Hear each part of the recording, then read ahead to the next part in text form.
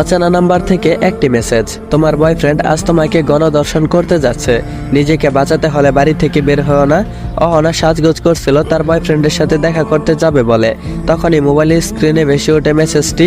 সেটাকে উপেক্ষা করে আবারও সাজায় মনোনিবেশ করে, হয়তো কেউ দুষ্টামি করছে তার সাথে। সেই ভেবে তৈরি হয়ে নেয়। বের হতেই আবার মোবাইলে মেসেজ আসে, তারা 11 জন। গণধর্ষণ থেকে নিজেকে বাঁচাতে হলে সিদ্ধান্ত বদলাও, না হয় তোমার সম্মান নয়, কেবল তুমিও বেঁচে ফিরতে পারবে না। অহনার রাগ হয় সেই অচেনা লোকের উপর, যে কিনা ভয় দেখাচ্ছে। মোবাইলটাকে সাইলেন্ট করে দেখা করতে যায় বয়ফ্রেন্ড অর্ণবের সাথে।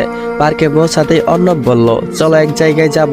অহনা বলল, কোথায়? অর্ণব বলল, চলো আমার সাথে। অহনা আর কথা না বাড়িয়ে অর্ণবের সাথে চলতে থাকে। পৌঁছে যায় নিজের এলাকা থেকে অনেকটি দূরে একটি জঙ্গলে। শুনশান নীরবতায় ভয় পায় অহনা।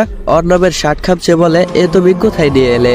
অর্ণব বলল, আরেকটু বেবি, কিছুক্ষণ পরেই দেখতে পারবে আসল মজা। অহনা বলল, এটা তো জঙ্গল, এখানে তুমি কি করবে? বড় কোনো সারপ্রাইজ আছে নাকি? অর্ণব বলল, হ্যাঁ, গেলেই দেখতে পাবে অনেক বড় সারপ্রাইজ।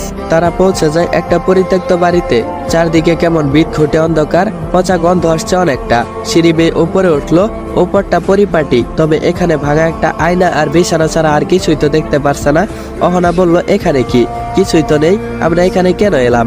আমার অনেক ভয় করছে অর্ণব, এখান থেকে চলো চলে যাই। অর্ণব বলল, একটু পর চমক দেখতে পারবে, সবর করো। দেখতে পেল একে একে 10 জন তরুণ প্রবেশ করলো রুমটাতে। অহনার আচমকা অচেনা নাম্বার থেকে মেসেজের কথা মনে পড়লো। সেও বলেছিল 11 জন লোক তাকে গণধর্ষণ করবে। বুকটা ধক করে কেঁপে উঠলো তার।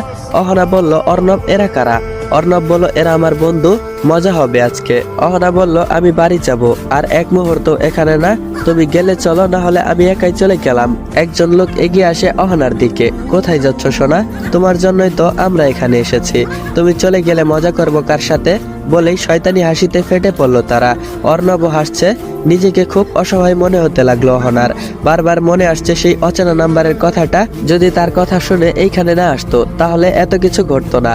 অর্ণব সহ 11 জন পুরুষ অহনার দিকে এগিয়ে আসছে। অহনার নিজের হাতের ফোনের দিকে তাকায়। রাগের বসে ওর ফোনটা অফ করে রেখেছিল। তাড়াতাড়ি অন করতেই অর্ণব তার হাত থেকে মোবাইলটা নিয়ে বিছানায় ছুঁড়ে মারে। পরক্ষণে 11 জন এগিয়ে আসে অহনার দিকে। অহনাকে বিছানায় ধাক্কা মেরে ফেলে দেয়। অহনা পিঠের নিচে মোবাইলের অস্তিত্ব টের পায়। মোবাইল অন করতেই দেখতে পায় একটি মেসেজ, তোমার পেছনে বিছানায় একটা স্প্রে আছে, সবার মুখে স্প্রে করো, আমি ব্যবস্থা নিচ্ছি।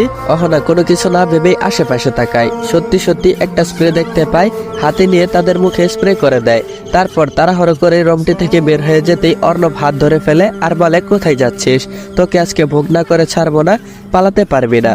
তারপর অহনা অর্ণবের হাতে কামড় বসিয়ে দেয়। ব্যথার চোটে অর্ণব তাকে ছেড়ে দেয়।